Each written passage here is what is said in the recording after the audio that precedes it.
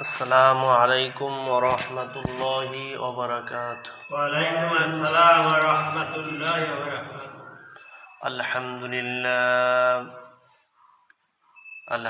لله الذي هدانا إلى صراط مستقيم، والصلاة والسلام على أشرف الأنبياء محمد وآله وأصحابه أجمعين. فأعوذ بالله من الشيطان الرجيم. بسم الله الرحمن الرحيم.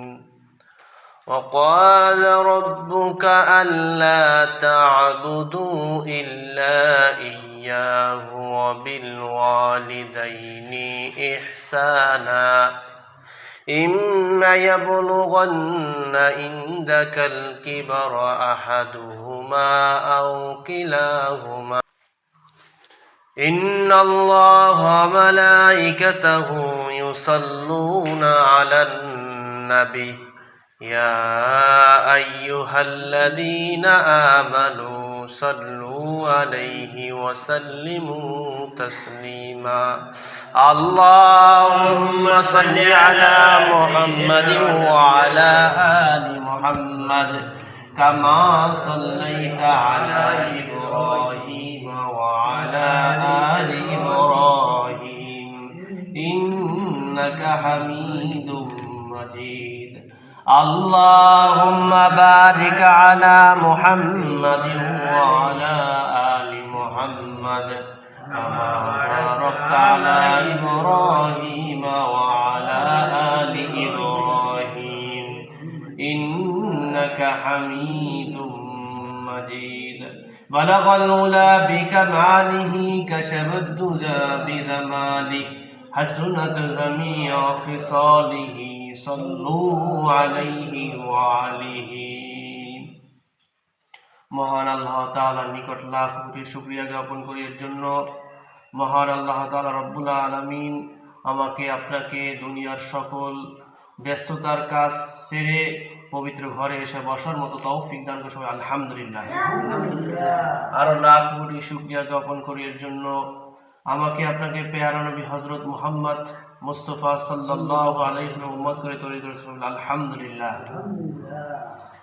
সম্মানিত হাজিরিন, আপনাদের সামনে পবিত্র কালামুল্লাহ শরীফ থেকে পিতামাতার হক সম্পর্কে একটা আয়াত তেলাওয়াত করা হয়েছে। আজকে আমাদের আলোচনা বিষয় হচ্ছে পিতামাতার হক, আমাদের পিতামাতার সাথে কিরূপ আচরণ করে সেই সম্পর্কে আলোচনা। সূরাতুল বাকারায় আল্লাহ তাআলা রব্বুল আলামিন বলেন, ওয়াইজ আখাযনা বানি ইসরাঈলা লা তা'বুদু ইল্লাল্লাহ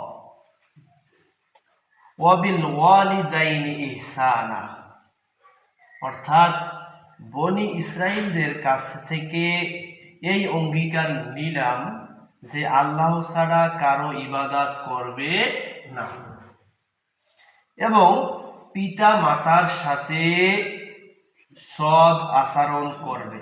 কি করবে? পিতা মাতার সাথে ভালো আচরণ করবে। কাদের কাছ থেকে নিছে আল্লাহ তাআলা কথাটা?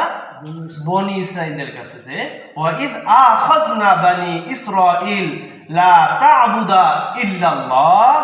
বনি ইসরাইলদের কাছে আমি এই প্রতিশ্রুতি বা অঙ্গীকার নিলাম যে তারা আল্লাহ ছাড়া আর কারো ইবাদত করবে না এবং কি করবে? পিতামাতার সাথে সৎ ভালো আচরণ করবে। অন্য আয়াতে আল্লাহ তাআলা আবার বলেন, ওয়াসান্নাল ইনসানা বিল ওয়ালিদাইনি ইহসান। আমি মানুষদেরকে আদেশ করলাম মানুষ যেন পিতামাতার সাথে সৎ আচরণ করে। কিরকম? হামালাতুহু উম্মুহু কুররাহা ওয়া রাদাতুহু কুররাহা। বিশেষ করে মায়ের কথার বেশিভাবে উল্লেখ করা হয়েছে। মায়ের কথা বেশিভাবে উল্লেখ করা হয়েছে। মা সন্তানকে পেটে ধারণ করে, অনেক কষ্ট করে। মা সন্তানকে পেটে ধরা কষ্ট সহ্য করে।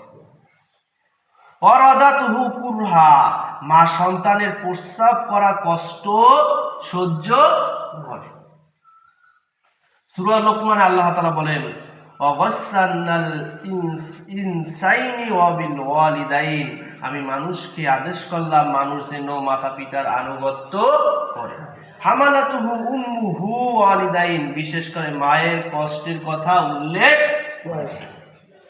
সহিহ বুখারীর বর্ণনায় 5970 নম্বর হাদিসে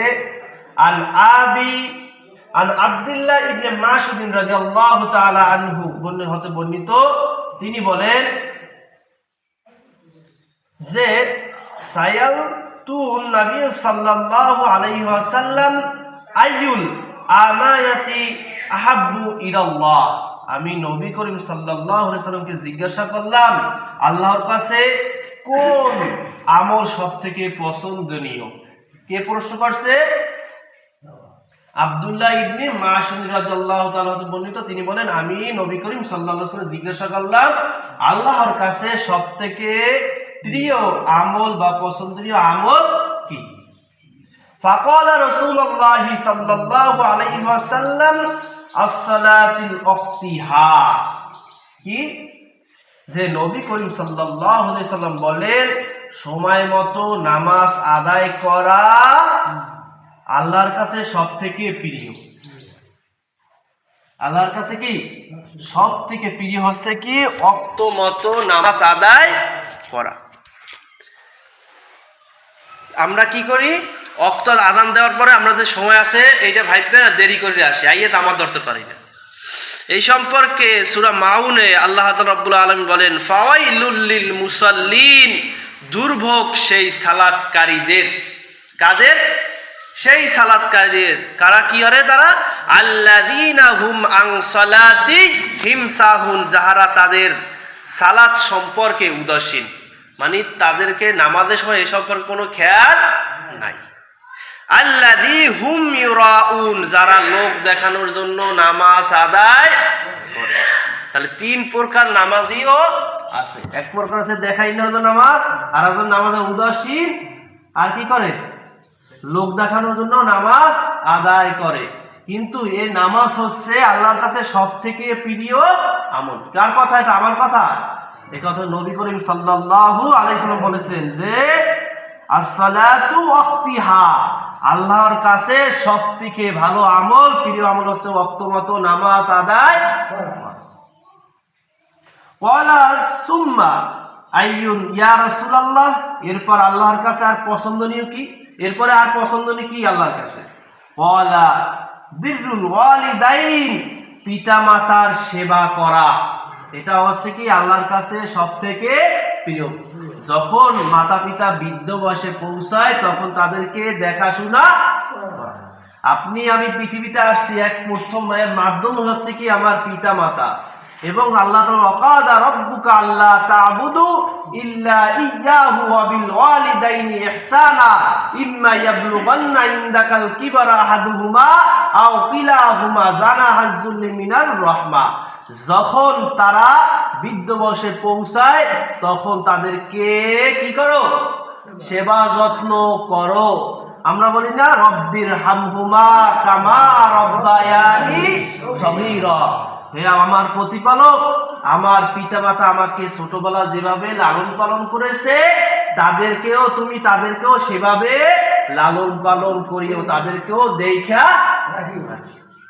তাহলে আমাদের মাতা পিতা ছোটবেলায় কিভাবে ছিলাম? আমরা জন্মগ্রহণ করলাম, বাথরুম করে দিলে সেগুলো পরিষ্কার করতো। আর আমাদের পিতা মাতা যখন বৃদ্ধমাতা পৌঁছায়, যদি অসুস্থ হয় কি ঝামেলা যায় না, বিদায় হয় না, এটা ঝামেলা গালেই বাঁচতে পারি।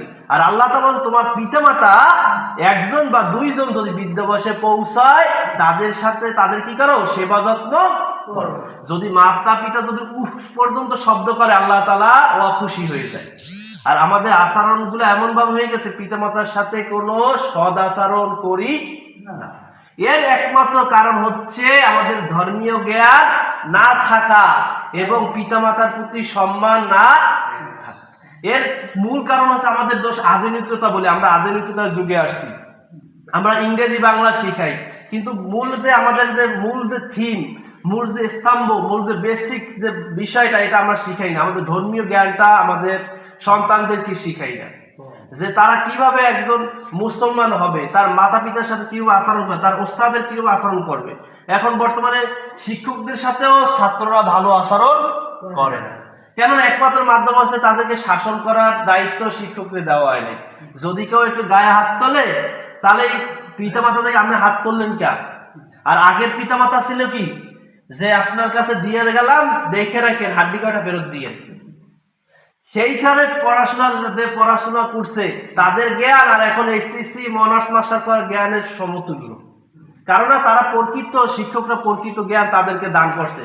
কারণ তার ছেলে একজন শিক্ষক কাছে সব থেকে আনন্দ লাগে কখন, যখন একজন ছাত্র ভালো একটা পর্যায়ে পৌঁছায়, কিন্তু মা বাবার থেকেও শিক্ষক খুশি হয়। আর শিক্ষকরা তার ছাত্রদেরকে তার সন্তানের মতোই ভালোবাসে। এখন এই পর্যায়ে এসে যখন মানুষ নিজের সন্তানকে শিক্ষককে গালি দিয়ে আসে, শিক্ষক কখনোই আপনার সন্তানকে ভালোভাবে মানুষ করবে না। আর আপনি যদি বৃদ্ধ বয়সে যদি আপনার সেবা যত্ন পাইতে চান, অবশ্যই আপনার সন্তানকে দ্বীনি জ্ঞান অর্জন করানো, দ্বীনি জ্ঞান, ধর্মীয় জ্ঞান দান করা, ছোটবেলা থেকে কোরআন শিক্ষা দেওয়া। আমরা সেটা থেকে দূরে সরে গেছি, যার কারণে আমাদের এই ভোগান্তিটা হয়ে গেছে। এখন যে অবস্থা, সামনে গেলে আরো ভয়াবহ অবস্থা যাবে। এরপরে নবী করিম সাল্লাল্লাহু আলাইহি ওয়াসাল্লাম ক্বালা বিররুল ওয়ালিদাইন, কি করা? মাতা পিতার সেবা যত্ন করা। ক্বালা সুম্মা আইয়ুল ইয়া রাসূলুল্লাহ, এরপরে আল্লাহর কাছে আর কোন বিষয়টা সবথেকে প্রিয়?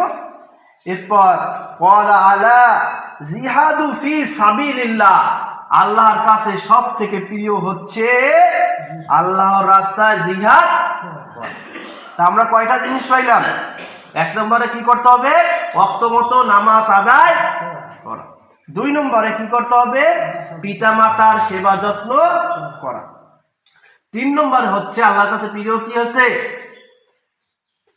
যে ফি সাবিলিল্লাহ, আল্লাহর রাস্তায় জিহাদ করা। এই 3টা কাজ আল্লাহর কাছে সব থেকে প্রিয়। বুখারী শরীফ 5971 নম্বর হাদিসে নবী করিম সাল্লাল্লাহু আলাইহি ওয়াসাল্লাম বলেন, আবু হুরায়রা রাদিয়াল্লাহু থেকে বর্ণিত, যা রাসূলুন ইয়া রাসূলুল্লাহ সাল্লাল্লাহু আলাইহি ওয়াসাল্লাম, এক ব্যক্তি নবী করিম সাল্লাল্লাহু আলাইহি ওয়াসাল্লামের কাছে আসলেন এবং প্রশ্ন করলেন। কি প্রশ্ন করলেন? ইয়া রাসূলুল্লাহ, মান হাক্কু বিহি হুসনি সাবাআতি। আরেক বর্ণনায় আসছে যে হুসনি সাবাআতিক, মানুষের মধ্যে ভালো আচরণ পাওয়ার যোগ্য ব্যক্তিকে। মানে নবী করিম সাল্লাল্লাহু আলাইহি ওয়াসাল্লামকে জিজ্ঞাসা করা হয়েছে যে আমার কাছ থেকে সব থেকে ভালো আচরণ পাওয়ার যোগ্য ব্যক্তি কে? ক্বালা উম্মুকা, তোমার মা। নবী বলছে, নবী করিম বলছে তোমার কাছে সব থেকে ভালো আচরণ পাওয়ার অধিকারী কে? তোমার মা। সুম্মা আইয়ুন ইয়া রাসূলুল্লাহ, এরপরে কে? এরপরে আমার কাছ থেকে ভালো আচরণ পাওয়ার অধিকারী কে? উম্মুকা, তোমার মা। সুম্মা আইয়ুন ইয়া রাসূলুল্লাহ, এরপরে কে? ক্বালা উম্মুকা, নবী করিম তৃতীয়বার বললেন যে তোমার মা। সুম্মা আইয়ুন ইয়া রাসূলুল্লাহ, এরপরে কে? আবুকা, তোমার বাবা। তাহলে এই 3বার আল্লাহ রাসূল মাকে প্রাধান্য দিয়েছেন, যে মায়ের সেবা যত্ন করো, মায়ের সাথে ভালো আচরণ করো। এই মায়ের কথা কেন বলা হয়েছে? এই 3বার যে বললো, মা 3টা কষ্ট করে থাকে। কয়টা কষ্ট করে থাকে? যেটা পিতা কষ্ট করে থাকে না। এই 3টা কষ্ট কি? পেটে সন্তান ধারণ করার কষ্ট, এটা কোনো বাবা কি এই কষ্ট ভোগ করে না। এই কষ্ট ভোগ করে কে? মা। এবং সন্তান প্রসবের কষ্ট, যখন সন্তান ভূমিষ্ঠ হয়, যখন যে কষ্টটা, এটা ভোগ করে কে? মা। এই কষ্ট কি বাবা ভোগ করে না।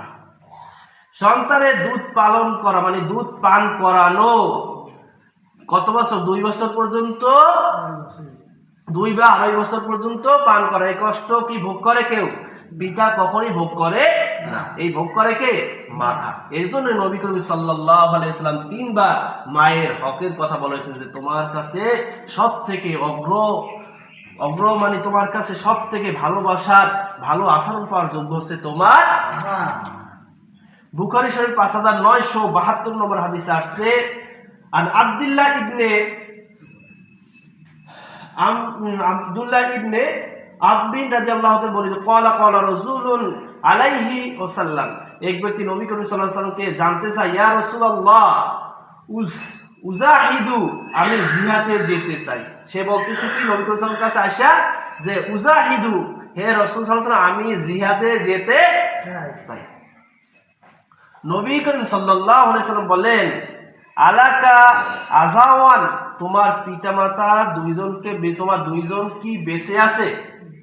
সে এসে বলতে যে আমি জিহাদে যেতে চাই। আর নবী করিম বলছে, তোমার পিতামাতা দুইজন কি বেঁচে আছে? হ্যাঁ, আমার পিতামাতা বেঁচে আছে। নবী করিম সাল্লাল্লাহু আলাইহি ওয়াসাল্লাম বললেন, ফাফি হিমা জাহিদ, মানে হচ্ছে পিতামাতার সেবার মাধ্যমে জিহাদ করো। কি করো? পিতামাতার সেবা যত্নের মাধ্যমে কি করো? তুমি জিহাদ করো। তুমি পিতামাতার সেবা করো, তাহলেই তুমি জিহাদে যাওয়ার যে সওয়াব পাইতা, সেই সওয়াবের অগ্রাধিকারী তুমি হবা। মানে হচ্ছে তুমি জিহাদে যাওয়ার তোমার দরকার নাই, তুমি পিতামাতার সেবা যত্ন করো, জিহাদে গেলে যে তুমি সওয়াবটা পাইতা, সেই সওয়াব তুমি পাবা। অন্য হাদিসে আন আব্দুল্লাহ ইবনে আম্মা বিন রাদিয়াল্লাহু তাআলা বর্ণিত, রাসূল সাল্লাল্লাহু আলাইহি ওয়াসাল্লাম, ওই সন্তান কেমন? সন্তান বাবা মাকে অভিশাপ দেয়। যে ওই সন্তান কেমন? যে পিতামাতাকে কি করে? অভিশাপ দেয়। নবী বললেন, ওই সন্তান বড়ই খারাপ। এখন এই খারাপ কথাটা শুনি না, সাহাবারা বলতেছেন, কাইফা ইয়ালুনু রাজুলুন ওয়ালিদাইহি, সাহাবারা বললেন, কিভাবে একজন সন্তান তার পিতা মাতার কাছে অভিশাপ দেয়? কিভাবে একজন সন্তান তার পিতা মাতাকে অভিশাপ দেয়? নবী করিম সাল্লাল্লাহু আলাইহি ওয়াসাল্লাম বলেন, ইউসব্বুরুল আরবি রাজুল ফায়ুসবুহু আবা ওয়ালিদুহু সুববা, মানে হচ্ছে এক ব্যক্তি অন্য ব্যক্তির বাবাকে গালি দেয়, ওই ব্যক্তি আবার তার বাবাকে গালি দেয়। এর মাধ্যমে কি করে? একজন আরেকজনের পিতাকে গালি খাওয়াইতেছে। কার মাধ্যমে? সন্তান অপরাধের কারণ বাবাকে গালি খাওয়ানো। মানে এই জন্য হচ্ছে ওই সন্তান অভিশাপ, যে সন্তান তার পিতামাতাকে গালি খাওয়ায়, মানে অপরাধ করে পিতামাতাকে গালি খাওয়ায়। তাহলে এই যে অপরাধ করে, এর জন্য ভয়ানক শাস্তি থাকবে, অবশ্যই তার জন্য ভয়ানক। কিন্তু মূলত রয়েছে যে ওয়াকাদা রাব্বুকা আল্লা তা'বুদু ইল্লা ইয়্যাহু ওয়া বিল ওয়ালিদাইনি ইহসানা ইম্মা ইয়াবলুগান্না ইনদাকাল কিবারা আহাদুহুমা আও কিলাহুমা জানাহা যুল্লি মিনার রাহমা ওয়া কুর রাব্বিরহামহুমা কামা রাব্বায়ানি সগীরা। মূল কথা, শেষ কথা হচ্ছে পিতামাতার সেবা যত্ন করা। যখন তারা কোথায় পরে পৌঁছায়, বৃদ্ধ বয়সে উপনীত হয়, তখন তাদের সেবা যত্ন করা, এটা হচ্ছে সন্তানের দায়িত্ব। এখন পিতামাতার সন্তানের উপর দায়িত্ব আছে না? আছে। কিভাবে? যখন একজন সন্তান ভূমিষ্ঠ হয়, সে ছেলে হোক মেয়ে হোক, তার আল্লাহর শুকরিয়া আদায় করা। অনেক পুরুষ আছে যে আপনি পুরো মেয়ে দরকার, ছেলে হইলে রাগাইয়া স্ত্রীকে তালাক দিয়ে দেয়। এর সকল ক্ষেত্রে এই ছেলে সন্তান হওয়া মেয়ে সন্তান হওয়া সব দায়িত্ব আল্লাহ তাআলা না, এর মূল কারিগর হচ্ছে পুরুষ। মহিলাদের হাতে কোনো কিছুই নাই। আর আল্লাহ তাআলা কাকে কিটা দেবে, এটা আল্লাহ তাআলা নির্ধারিত করে। তার মহিলাকে দোষ দিয়ে তারা তালাক দিয়ে দেয়, এটা একটা মহা বড় অপরাধ। এইগুলো থেকে বিরত থাকা এবং সন্তান ভূমিষ্ঠ হওয়ার পরে তার কানের কাছে আইসা আজান দেওয়া এবং ৭ম দিনে আকিকা দেওয়া। ছেলে হলে 2টি খাসি এবং মেয়ে হলে 1টি, এবং মাথা হলক করে দেওয়া, মানে মাথা মুন্ডন করে দেওয়া, এবং 2 বছর দুধ পান করানো, 2 বছর দুধ পান এবং তাকে প্রকৃতভাবে তাকে ভালোবাসা, এবং 7 বছর হলে তাকে নামাজের জন্য তাগিদ দেওয়া, এবং তাকে সাঁতার শিখানো এবং তাকে কোরআন শিক্ষা দেওয়া, এবং যখন সে বয়সপ্রাপ্ত হয় তাহার জন্য বিবাহের ব্যবস্থা করা এবং তার যে হক আছে তার সম বন্টন করে তাদের মাঝে বন্টন করে দেওয়া। এগুলো কাদের হক? পিতার হক সন্তানের প্রতি।